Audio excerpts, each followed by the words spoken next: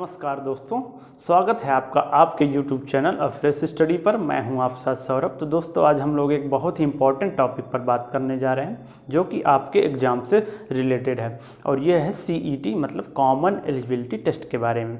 तो आइए जानते हैं कि ये क्या होता है और ये क्यों आया है। तो उसके बारे में जानने से पहले मैं आपको NRA के बारे में बताना चाहूँगा। तो दोस्तों, अगर आपको याद हो कि जो फरवरी 2020 में जो हमारा बजट पेश हुआ था, तो उसमें सरकार ने एक घोषणा की थी। उसमें कहा गया था कि हम देश में एक ऐसी संस्था बनाएंगे जो देश में सिर्फ एक एग्ज़ाम को कंडक्ट कराए। कहने का मतलब ये है कि जो देश में कई सारे एग्ज़ाम्स अभी अलग अलग संस्थाएँ कराती हैं, उन सारे एग्ज़ाम्स को एक साथ जोड़कर देश में सिर्फ एक एग्ज़ाम्स कराया जाए, जिसके माध्यम से कई सारी नौकरियों का सिलेक्शन दिया जाए। तो उसी को इम्प्लीमेंट करने के लिए अभी हमारी प्रधानमंत्री की अध्यक्षता में जो हमारी कैबिनेट है उसने मंजूरी दी है 19 अगस्त 2020 को NRA के लिए, नेशनल रिक्रूटमेंट एजेंसी का गठन के लिए मंजूरी दे दी है हमारी कैबिनेट ने। तो ये जो NRA है वो एक कॉमन एलिजिबिलिटी टेस्ट मतलब एक कॉमन टेस्ट करवाएगा, जिसके माध्यम से हम लोग कई सारी नौकरियों का सिलेक्शन ले पाएंगे। तो ये हो गए NRA, और जो कि हमारा NRA है वो हमारा टेस्ट करवाएगा कॉमन एलिजिबिलिटी टेस्ट। तो ये हो गया CET के बारे में, NRA के बारे में। अब बात करते हैं ये आया क्यों। तो इसमें मैंने पॉइंट वाइज आपको ले रखा है, उसमें मैं आपको बताऊंगा ये क्यों आया है और किसके लिए है और इसकी विशेषताएं क्या हैं। तो पहले बात करते हैं क्यों आया है। तो इसमें पहला पॉइंट लिखा हुआ है, जॉब्स के लिए कई सारे फॉर्म भरना पड़ता है और सभी के लिए अलग अलग फीस देनी पड़ती है। इसको विस्तार से समझिए। अभी क्या होता है, वर्तमान में हम लोग क्या करते हैं कि मान लीजिए हमको SSC की नौकरी करनी है, रेलवे की नौकरी करनी है और हमको बैंक की नौकरी करनी है। तो हम लोग क्या करते हैं, जब हमको कई सारी नौकरियों के लिए फॉर्म भरना पड़ता है तो अलग अलग फॉर्म भरना पड़ता है, और अलग अलग फॉर्म के लिए अलग अलग फ़ीस होती है। किसी की फ़ीस ज़्यादा होती है, किसी की कम होती है। तो इससे क्या होता है कि हम लोग को फ़ीस भी ज़्यादा देने पड़ती है और अलग अलग फॉर्म भी भरने पड़ते हैं। इससे हम लोग को दिक्कत होती है। तो ये दिक्कत ना हो, इसके लिए सरकार ने NRA का गठन किया, और जो कि हमारा एक टेस्ट करवाएगी और हम लोग को सिर्फ एक फॉर्म भरना पड़ेगा और सिर्फ एक बार फीस देनी पड़ेगी। ये नहीं कि हम लोग को अलग अलग एग्ज़ाम्स के लिए अलग अलग फ़ीस देनी पड़ेगी। तो पहला इस प्रॉब्लम को सॉल्व करने के लिए सरकार ने इस टेस्ट को इम्प्लीमेंट किया। अब दूसरा पॉइंट क्या लिखा है, सभी एग्ज़ाम्स के लिए इधर उधर भागना पड़ता है। अब सभी एग्ज़ाम्स के लिए इधर उधर भागना पड़ता है, इसका मतलब क्या है कि जब हम लोग कई सारे फॉर्म भरते हैं, वर्तमान में अभी मान लीजिए SSC के लिए, रेलवे के लिए और बैंकिंग के लिए अलग अलग फॉर्म भरते हैं। अब किसी का सेंटर दूसरे शहर में हो गया, किसी का सेंटर दूसरे शहर में हो गया। मान लीजिए SSC का सेंटर कानपुर में है, रेलवे का सेंटर, एक रेलवे का एग्ज़ाम देने जा रहे हैं तो उसका सेंटर लखनऊ में। तो एक दिन कानपुर में हमने पेपर दिया, अगले दिन हमको लखनऊ भागना पड़ा। तो इससे क्या होता है कि हम लोग को इधर उधर भागना पड़ता था अलग अलग एग्ज़ाम देने के लिए। इससे क्या होता था कि लड़कों को प्रॉब्लम होती थी यात्रा करने में, उनका खर्च भी होता था और रहने के लिए बहुत दिक्कत होती। तो इस दिक्कत को सॉल्व करने के लिए सरकार ने इस कदम को उठाया है। तीसरा क्या है, तीसरा सरकार ने क्या देखा कि जो डाटा है वो क्या कह रहा है कि लगभग हर साल 1.25 लाख जो सरकारी नौकरी के लिए है, जो नौकरियां निकलती हैं, लगभग 1.25 लाख नौकरियां सरकारी निकलती हैं, उनके लिए लगभग 2.5 करोड़ फॉर्म भरे जाते हैं। तो क्या होता है, जिससे कभी कभी दो एग्ज़ाम्स एक साथ होने से कुछ एग्ज़ाम छूट जाते हैं। इसमें क्या होता है कि जब हम लोग कई सारे फॉर्म भरते हैं तो अब इतने सारे रिक्रूटमेंट होंगे, 1.25 लाख नौकरी जो हैं उनके लिए रिक्रूटमेंट लेना है। तो अब उसके लिए क्या होता है कि कभी कभी 2 एग्ज़ाम एक दिन पड़ जाते थे, तो हम लोग सिर्फ एक ही एग्ज़ाम दे पाएंगे। अब एक टाइम पर हम एक ही जगह उपस्थित हो पाते थे, दूसरी जगह तो उपस्थित हो नहीं पाएंगे एक दिन में। तो हम लोग का एक एग्ज़ाम हम लोग दे दिए, दूसरा एग्ज़ाम हमारा छूट गया। तो इससे क्या होता था कि दूसरा एग्ज़ाम हमारा छूट गया, तो हम लोग सिर्फ एक ही नौकरी के लिए अब पेपर दे पाए, दूसरे नौकरी के लिए पेपर दे ही नहीं पाए। मान लीजिए हमारी पहले जो पेपर दे उसमें सिलेक्शन नहीं हुआ, दूसरे में मान लीजिए हो जाता, पेपर उसका आसान आता तो हम लोग शायद उसमें हो जाते। तो इससे क्या होता था कि लड़कों के एग्जाम्स छूट जाते थे। तो इस प्रॉब्लम को सॉल्व करने के लिए सरकार ने NRA का गठन किया। अब तीसरा क्या है, ये हो गया 3 मेजर मतलब इसके कंसर्न कि ये क्यों आया। अब इसके बात करते हैं कि ये अभी किसके लिए आया है NRA किसके लिए कार्य करेगा। मतलब NRA जो नेशनल रिक्रूटमेंट एजेंसी है, वो जो अपना टेस्ट करवाएगी कॉमन एलिजिबिलिटी टेस्ट, वो किस किस संस्था के लिए कराएगी। तो अभी जो हाल फिलहाल में जो प्रेस रिलीज किया सरकार ने, उसमें अभी 3 संस्थाओं को इसमें जोड़ा गया है। उसमें क्या है, 3 संस्थाएँ कौन कौन सी हैं, वो है SSC, रेलवे और बैंक। तो जो SSC के पेपर होते हैं और जो रेलवे जो पेपर करवाती है और जो बैंकिंग के पेपर करवाते हैं, ये तीनों संस्थाएं जो अपने अलग अलग अभी पेपर करवाती थी, वो तीनों अलग अलग नहीं करवाएंगी। अब उनका पेपर NRA करवाएगी, नेशनल रिक्रूटमेंट एजेंसी, जिसका सिर्फ एक पेपर होगा। मतलब इन तीनों का पेपर अब अलग अलग नहीं होगा। ये एसएससी के पेपर हम लोग अलग देते थे, रेलवे के अलग देते थे, बैंक के अलग देते थे, तो अब अलग अलग नहीं देना पड़ेगा। सिर्फ उसका एक कॉमन एलिजिबिलिटी टेस्ट होगा, CET होगा, उसी के माध्यम से आपको ये सिलेक्शन दिया जाएगा।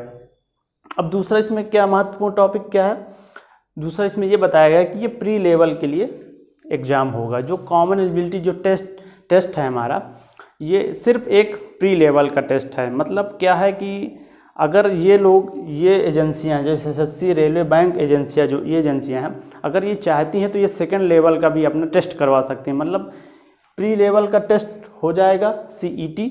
अगर ये एजेंसियां चाहती हैं, जैसे मेंस का पेपर लोग करवाते हैं, तो ये लोग अपना सेकंड लेवल का पेपर करवा सकते हैं। सिर्फ प्री लेवल का होगा हमारा CET।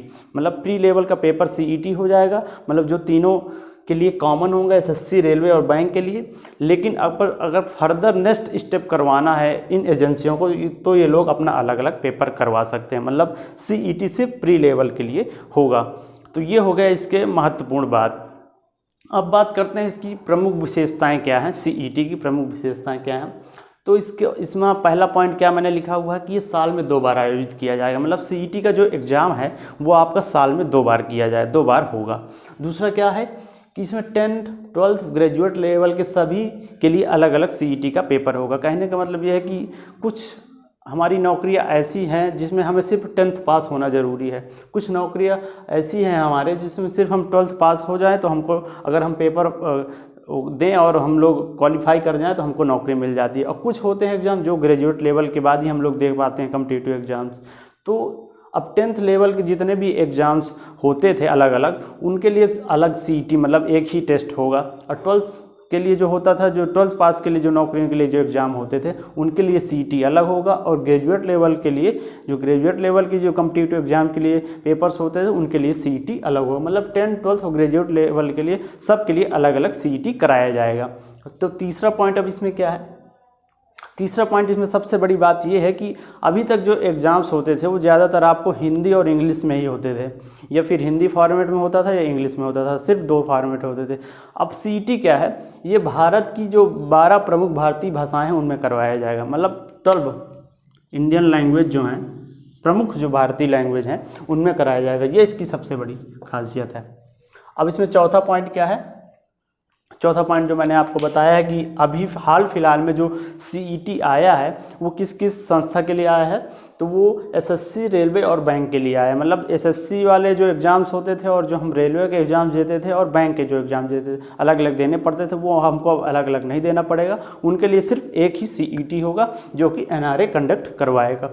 तो चौथा पॉइंट ये हो गया। और इसके बाद पाँचवा क्या है कि पूरे भारत में 1000 नए एग्ज़ाम सेंटर बनेंगे। अभी तक क्या होता था कि अभी तो आप वर्तमान में जब एग्ज़ाम देते हैं तो आप लोग को ये तो ज़रूर ध्यान देते होंगे कि जो सेंटर होते हैं, एग्ज़ाम सेंटर होते हैं, वो बड़े बड़े आपके शहरों में होते हैं। छोटे शहरों में सेंटर आपको मिलेंगे नहीं। मान लीजिए आप चाहते हैं कि हम छोटे शहर में, कस्बे में रह रहे हैं, वहीं पे हमें सेंटर मिल जाए, तो वहाँ पे सेंटर नहीं होते। तो छोटे छोटे कस्बों में सेंटर नहीं होंगे, बड़े बड़े महानगरों, बड़े बड़े शहरों में सेंटर होते थे। तो उस समस्या को सॉल्व करने के लिए सरकार ने क्या किया कि जिससे कि लोगों को बाधाएँ ना हो और जो स्टूडेंट्स जो पेपर देते हैं उनको बहुत ज़्यादा सफ़र ना करना पड़े, उनको अपने आसपास क्षेत्र में ही उनको सेंटर मिल जाए। तो उसको सरकार ने ध्यान देते हुए क्या किया कि 1000 नए सेंटर बनाने का निर्देश दे दिया कि इसमें 1000 नए सेंटर बनाए जाएंगे। अभी 1000 जो नए सेंटर हैं उनमें क्या ध्यान दी जाएगी, बात क्या ध्यान दी जाएगी, तो उसमें पहला क्या होगा कि देश के हर एक ज़िले में सेंटर बनाया जाएगा। मतलब देश के हर एक ज़िले में एक एग्ज़ाम सेंटर हो जाएगा,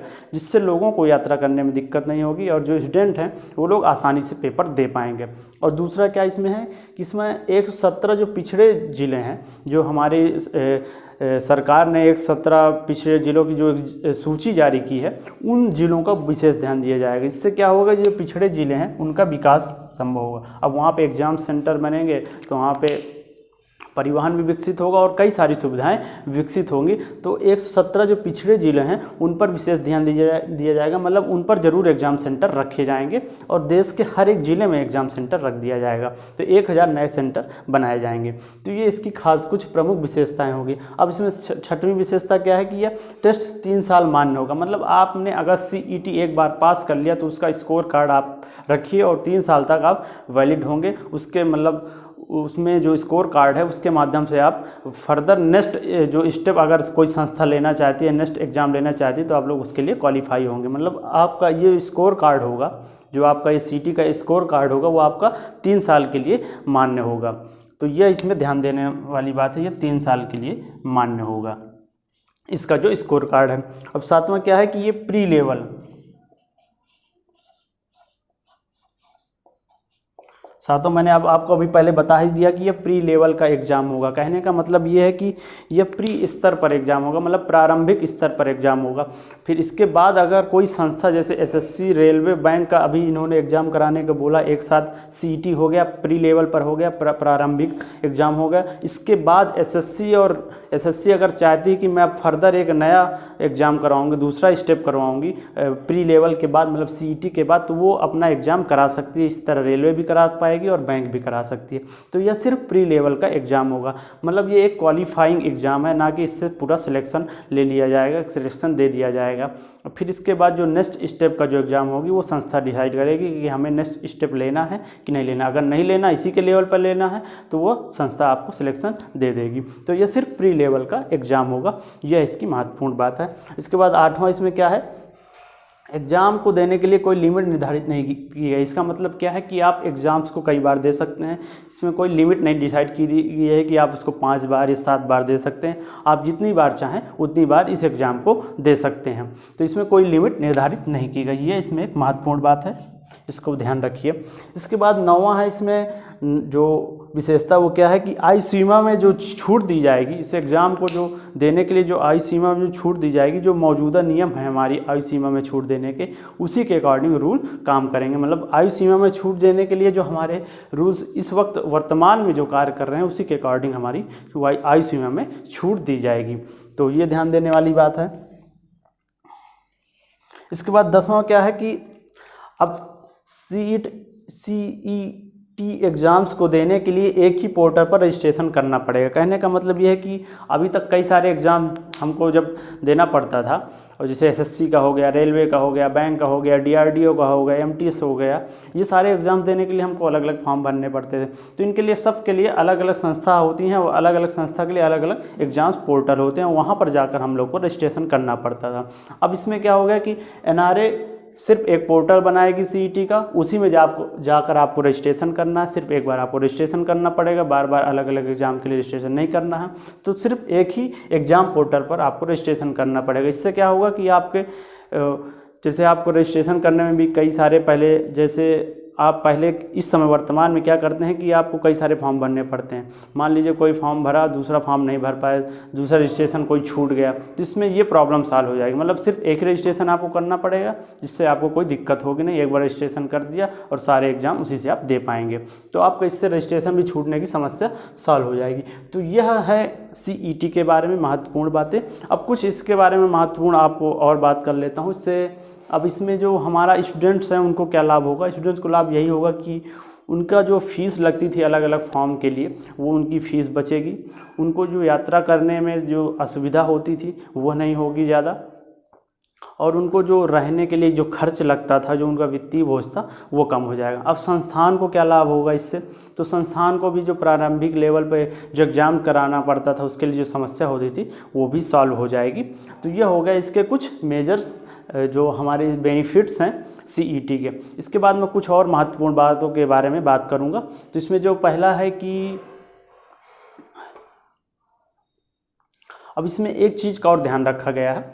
इसमें ये चीज़ का ध्यान रखा गया है कि जैसे हमारे ग्रामीण लेवल के और जो दूर दराज क्षेत्रों के छोटे कस्बों के जो स्टूडेंट्स होते हैं, वो लोग क्या करते हैं कि ऑनलाइन पेपर देने में मतलब डरते हैं वो लोग, क्योंकि ज़्यादा कंप्यूटर चला नहीं पाते, उनको कंप्यूटर का ज़्यादा नॉलेज होता नहीं, मोबाइल्स का नॉलेज होता नहीं। तो वो लोग क्या करते हैं कि पेपर देने में हिचकिचाते हैं, ऑनलाइन पेपर देने में। तो उनके लिए इसमें सरकार ने एक सुविधा की है कि उनके लिए एक हेल्पलाइन सिस्टम डेवलप किया जाएगा, जो उनको 24 घंटे मतलब कोई भी प्रॉब्लम होगी तो उस पर आप कॉल करके आप जान सकते हैं कि हमको ऑनलाइन पेपर कैसे देना है, कैसे क्या करना होता है। वो सारी असुविधा जो आपको हो रही होगी उसको आप वहाँ पर सॉल्व कर सकते हैं। तो मतलब यहाँ पर एक हेल्पलाइन सेंटर भी डेवलप किया जाएगा, जिसके माध्यम से जो लोग परिचित नहीं हैं ऑनलाइन एग्ज़ाम से, उसके बारे में नहीं जानते हैं, उसके बारे में जानने के लिए उस हेल्पलाइन नंबर का आप लोग यूज कर पाएंगे। तो एक यह इसमें सरकार ने ध्यान रखा है। अब नेक्स्ट इसमें क्या है कि अब एनआरए के बारे में थोड़ा मैं आपको डिटेल्स में बता देता हूँ थोड़ा, और जो हमारे पीआईबी में जो प्रेस रिलीज में सरकार ने बताया है उसमें एनआरए क्या है और ये क्या होगी, कैसी संस्था होगी, उसके बारे में सरकार ने कुछ बताया है। तो जो हमारा एनआरए है वो एक सोसाइटी होगी, जो हमारा सोसाइटी पंजीकरण अधिनियम है उसके अकॉर्डिंग यह एक सोसाइटी होगी।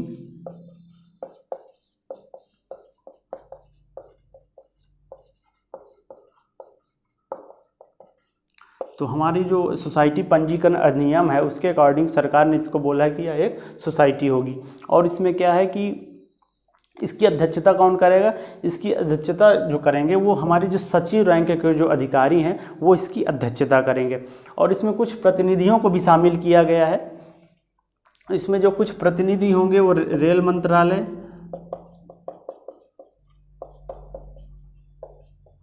वित्त मंत्रालय,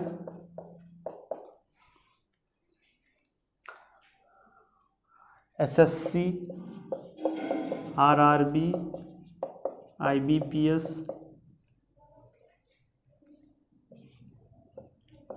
और वित्तीय सेवा विभाग।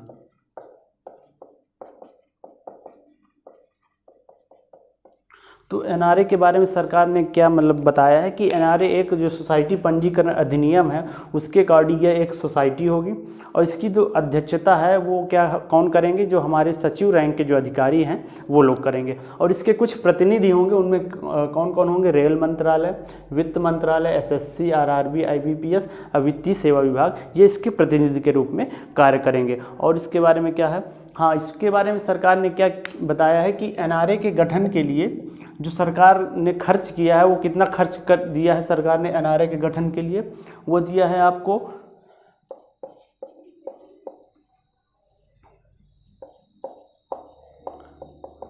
सरकार ने एनआरए के गठन के लिए 1517.73 करोड़ मतलब 1517 करोड़ रुपए दिया हुआ है एनआरए के गठन के लिए। और इसमें क्या बोला है सरकार ने कि जो पैसा दिया गया है एनआरए के गठन के लिए अगले 3 वर्षों के लिए दिया गया है, मतलब 3 वर्षों में आप इसका खर्च करेंगे,